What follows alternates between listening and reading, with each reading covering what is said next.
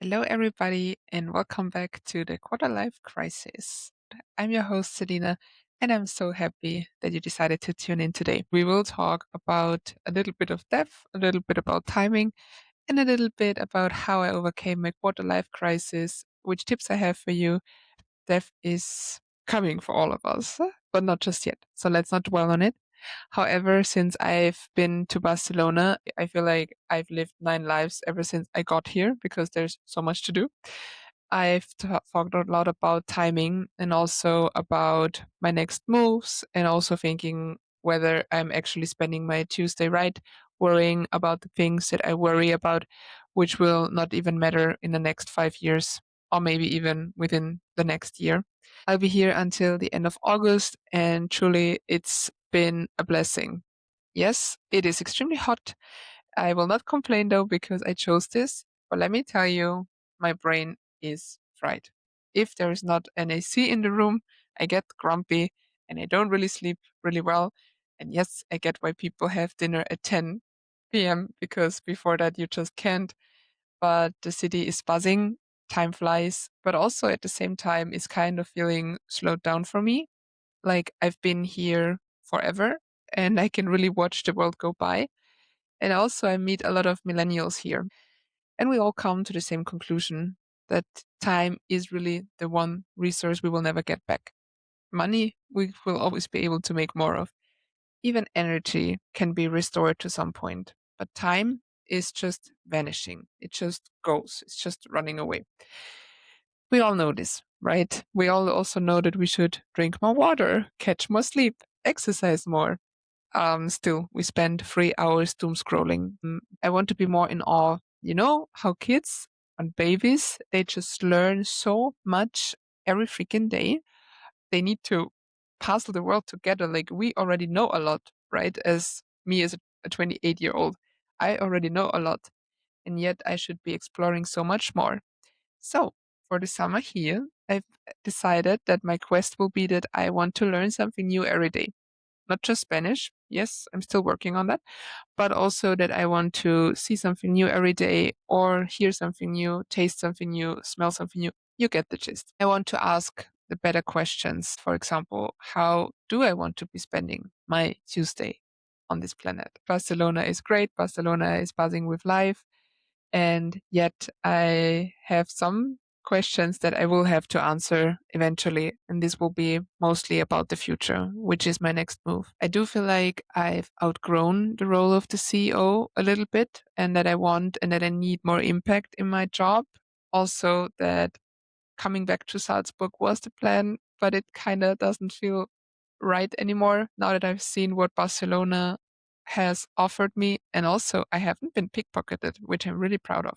Another side note, I've had these feelings before when I was 24 to 26. I was actually having a bit of a crisis, and the questions that you ask yourself in that age gap, so anything early 20s until early 30s, I would say, you just question your self identity a whole lot. I felt so helpless because nobody delivers these answers to you. It's literally up to you. And it's also up to time to resolve these questions for you. For example, do I want children? How bad has the world become? Is it even responsible to bring people into it? Where do I want to live? Will I ever afford property or even just a tiny house? Is my job fulfilling me or have I just gotten used to it? What am I good at? Usually these questions come at a very convenient time, around midnight. And you know, the thing is that humanity has asked these questions since we first existed and we still don't have an answer. And I think that's mind boggling because think of all the things we had to solve over the years. Yet, this one thing, why we are here and how to lead a good and fulfilled life, is still the one that nobody can give us an answer to. I mean, yes, there are books, there are podcasts, there are TV shows, there are strangers on the internet, there are your close friends, there's your family, there's yourself that can try to explain this. But this is, I mean, generally philosophy. So this might just be vague and you can maybe just discuss it theoretically. But I had a real struggle back then and I really wanted to solve this problem for me. It's a toughie, I'll admit. But I feel like our reason for being is not a problem that we should solve. It's more like a houseplant. And a houseplant you also don't solve, right? You water it, you check in on it. Sometimes it might be a little sad because it's lacking something, but you just give it time and hope that it will get back into bloom.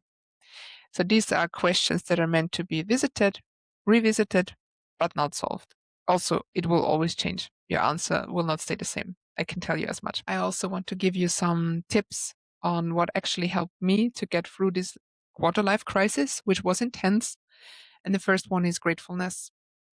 But I'm not talking about toxic positivity where you pretend everything is fine while you're internally screaming. For me, it was noticing small things that still add value to my life and that I think that are normal, but it's not normal for everybody. So for me, it would be having coffee with my friends, calling my grandmother, or just being able to exercise in my body and be present. Also, my friends were a tremendous help, even though, I had internal struggles that could not be solved by external people. They were there for me. They would listen when I would just tell them how freaked out I was, when I needed to vent, that life feels heavy, that I don't know in which direction I want to go next. And surprisingly, or not surprisingly, very often they just said, me too. And that was so helpful, not because misery loves company, but rather because it's just a sign that this is the human experience. This is not you failing or me failing. This is all of us figuring it out because we live for the first time. We have no experience at this. So we just have to get through it together. I took a lot of time in that period of my life to write things down, my goals, my dreams, my non negotiables, what I wanted more of, what I wanted less of. And it was not really to have a productivity check with myself. It was rather to have a conversation with myself and see where I would definitely not want to go back to or what I was aspiring for. Also, what helped me a lot is that once I got back and read what I had gone through, what I had overcome at a time where I thought that I was completely lost or where I had no clue, it showed me that I built resilience, that I built strength, that you can navigate through these tough times with the help of your friends, with your family, etc. But it is actually written evidence. If you're not really the type to write things down, maybe a vision board is for you. Usually I make one at the beginning of the year. And, for me, it's a fun exercise to see what my mind spells out in pictures rather than in words. Time will also give you answers. And I know that this is very annoying to hear because maybe right now you just sit there and thinking to yourself, when will this ever end? When will I ever know the answers to my questions? And time will sometimes just reveal them because your life will not be the same in 6 months. Sometimes maybe something tragic happens, something wonderful, something totally unexpected. We can never know. And then suddenly you have the answer that you were looking for. Or maybe you know what you definitely don't want, which is also a good way to look at life because it shows you what you definitely want to let go of. For me, apart from all of the thinking processes that I've described, movement, yoga, breathwork, dance, essentially being in my body, being connected to my nervous system was really, really important because anxiety, as an example, showed up for me as a knot in my stomach. I was nauseous. And so I also knew that I had to just face that problem head on and tell the person or the situation, no, giving the body space to do that expressive work is not optional, it's actually urgent, and it will also help you with your answers. I also would really like to stress having compassion for yourself because, as I mentioned already, this is your first time living as well. So, yeah, life can be tough, life can be hard. It's changing so fast these days. So, figuring it out is also a constant exercise. So, give yourself some grace and know that you're not alone in this. You have your people. The next point is something that is actually something that I was skeptical about, but the person who suggested me this specific tip is even more skeptical than me. It's my sister. And she said I should go see an astrologist. And truthfully, this was one of the most interesting conversations I've had in years, because it's not that I believe that the stars control my destiny 100%. However, we are all made of stardust. So who truly knows? My astrologist pointed out things that I already knew, so it was kind of reaffirming. But also she asked me questions, or rather put hypotheses up that I would have never thought of. Also very important, don't let society pull you into a timeline.